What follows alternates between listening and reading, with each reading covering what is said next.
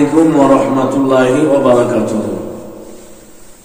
আহলে হাদিসদেরকে চ্যালেঞ্জ করার জন্য আমি এই ভিডিও করছি যে আমাদের কলকাতার মুফতি আবু বকর মিসবাহী সাহেব পৃথিবীর সমস্ত আহলে হাদিসকে চ্যালেঞ্জ করে রেখেছেন। কি বিষয়, কি নিয়ে?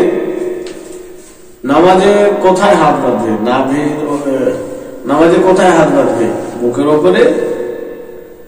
তো আহলে হাদিস ভাইরা খুব গলার জোরে বলে থাকে যে বুকের উপরে হাত বাঁধায় তাই হচ্ছে নবীর সুন্নাত, এটাই সহিহ হাদিস। তো ওই সমস্ত আহলে হাদিস ভাইদেরকে বলছি যারা খুব গলা জোর করে বলো, দাদু ভাই গলা জোরে নাই, প্রমাণের জোরে কথা বলতে হবে।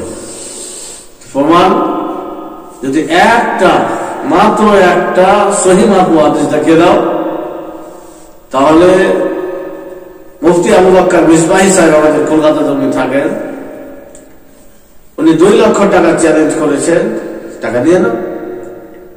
তো উনি তো 2 লক্ষ দিবেন এবং আপনারা দেখবেন, আর আমি দূর থেকে ফোন পে করে দেবো আর 3 লক্ষ টাকা দিয়ে 5 লক্ষ টাকা দিয়ে থাকে। যদি কেউ কোনো আহলে হাদিস পৃথিবীর, আগে প্রমাণ করো যে এটা সহিহ মারফু হাদিস আছে। তো বেরাদার ইসলাম, এদের সম্ভব না। আর আপনারা সোশ্যাল মিডিয়ার মাধ্যমে দেখেছেন ঝাড়খণ্ডের জাহাঙ্গীর বিন বাকর মুফতি আব্দুর রহিম আবু বকর মিসবাহী সাহেবের চ্যালেঞ্জকে গ্রহণ করেছিলেন। তার চ্যালেঞ্জ গ্রহণ করার পরে সামনে বসা হয়েছিল শর্তাবলী লেখার জন্য। কি হিসাবে হবে?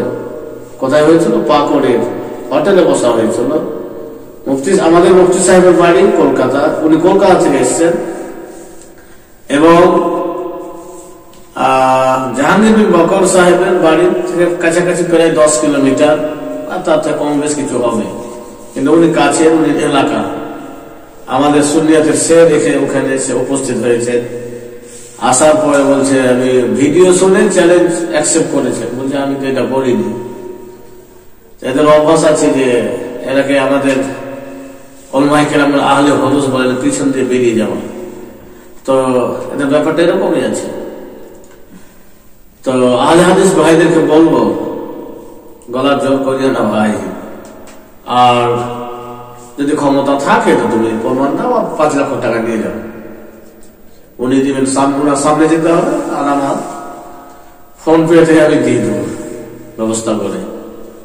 তো যাই হোক, বুখারী শরীফের নামে, তাফসীরের নামে, মুসলিম শরীফের নামে, আবু দাউদ, ইবনে মাজাহ, নাসাঈ, মিশকাত, সহিহ হাদিসের নামে, সহিহ হাদিসের দোহাই দিয়ে মানুষকে ধোঁকা দিচ্ছে, পথভ্রষ্ট করছে। আর তাদের লেকচার শুনে আমাদের কিছু শিক্ষিত ভাই কলেজের, ইউনিভার্সিটির, স্কুলের পথভ্রষ্ট হচ্ছে তাদের কথায় পড়ে।